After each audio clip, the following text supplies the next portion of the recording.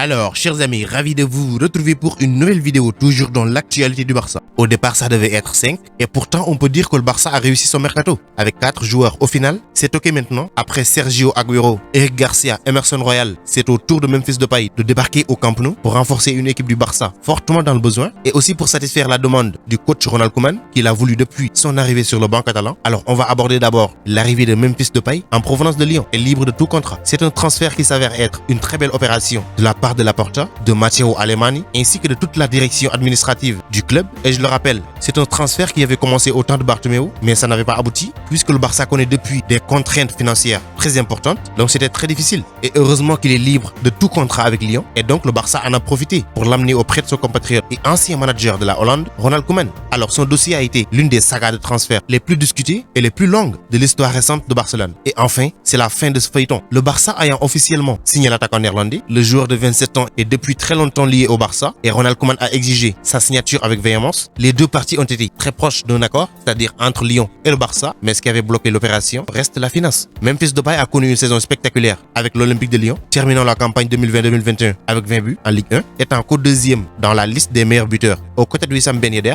le Néerlandais a également présenté son pedigree en tant que meneur de jeu, fournissant 12 passes décisives sur les 20 grandes chances qu'il a créées, plus que quiconque dans la compétition. De plus, il possède également un incroyable record international avec sa nation, les Pays-Bas, avec laquelle il est actuellement participant au championnat d'Europe. Après le duo de Manchester City, Sergio Aguero et Eric Garcia, le Barça a donc obtenu sa 3e signature gratuite dans le cadre de la refonte financière sportive de Joan Laporta. Après une fenêtre aussi active, il sera intéressant de voir comment les Blaugrana vont incorporer à la fois Sergio Aguero, Memphis Depay dans la dynamique de l'équipe, sachant qu'Ousmane Dembélé, Antoine Griezmann, Ansu Fati, Francisco Trincao, Léo Messi sont tous des attaquants. Cependant, les arrivées de Memphis Depay et de Sergio Aguero peuvent être source d'excitation, car le manque de pénétration de Barcelone a été un sujet de discussion majeur après la saison 2020-2021. Quoi qu'il en soit, le secret mal gardé de l'arrivée de Memphis Depay est enfin dévoilé. Des temps passionnants nous attendent pour voir ce que le Néerlandais peut offrir au peuple catalan, qui depuis presque cette année attendent le Barça au sommet du football européen. Alors maintenant, ce qu'on peut dire des 4 recrues de ce FC Barcelone, à savoir Eric Garcia, Sergio Aguero, Emerson Royal et Memphis Depay, c'est que la balle est désormais dans le camp de Ronald Koeman, qui au départ voulait Depay et Wijnaldum, le dernier ayant signé en faveur du PSG, mais Ronald Koeman tient quand même son Néerlandais qu'il estime tant et qui est tout simplement devenu un joueur très important depuis qu'il a quitté Manchester United pour ensuite rejoindre la France, et il faudra faire les bons choix quant à Ronald Koeman dans l'utilisation de chacun des joueurs à sa disposition, surtout dans la rotation. J'insiste là-dessus, c'est-à-dire, et pour cela, il faudra que le coach lui-même évite ses erreurs précédentes et surtout faire telle sorte que chaque joueur ait la confiance en soi-même, mais également, ce sent important dans cette formation du Barça. Un peu à l'image de Pep Guardiola avec Manchester City, même si tout le monde n'est pas titulaire, mais tout le monde joue quand même.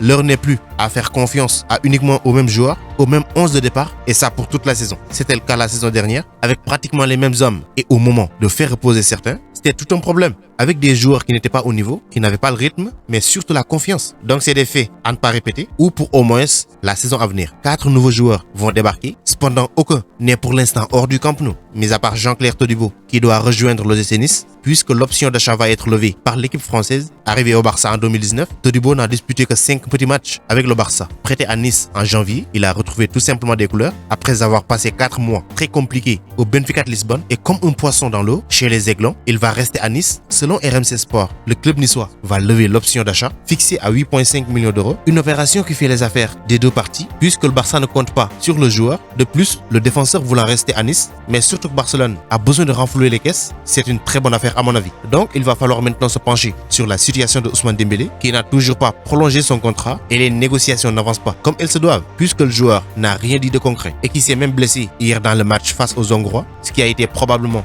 un coup sur un tendon derrière un genou. Il faudra quand même vérifier, mais comme il a continué quand il a dû centrer, il a senti une gêne assez importante. C'est pour ça que j'ai dû le faire sortir, a précisé le sélectionneur français Didier Deschamps au micro de Beansport juste après le match. Donc il a dû disputer que 30 minutes dans un match très compliqué pour les Bleus, lancé sur la pelouse à la 57e minute alors que la France était menée par 1-0. Et il a notamment expédié une frappe sur le poteau sur son tout premier ballon, mais a été contraint de sortir en fin de rencontre, grimaçant, cédant sa place à Thomas Lemar à la 86e minute après l'égalisation d'Antoine Griezmann. Donc lui qui est souvent sujet à des lésions musculaires et il pourrait être plus qu'une béquille, mais une fois de plus, il devra prolonger son contrat avant la fin de celui-ci. Sinon, il risque de partir libre l'été prochain. Et ça n'arrange en aucun cas le FC Barcelone. Et surtout avec des blessures récurrentes, je vois mal qu'une équipe se positionne pour l'enrôler. Je l'avais dit dans une vidéo, je pense que c'est plutôt une méthode mise en place par son entourage afin d'augmenter sa valeur. Et cette compétition avec la France va lui servir tout simplement de vitrine pour que Laporta revoie au moins sa proposition de contrat pour le Français,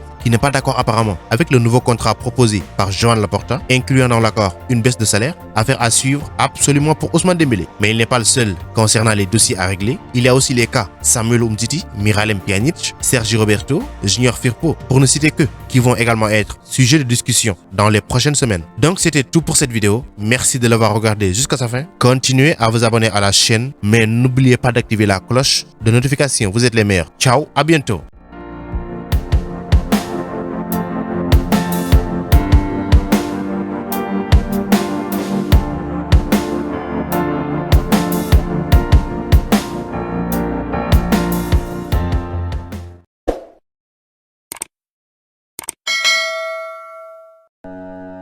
Pour échanger avec moi directement, c'est possible sur Instagram. Le lien se trouve dans la description, donc rejoignez-moi là-bas, ainsi que sur Twitter et même sur Facebook.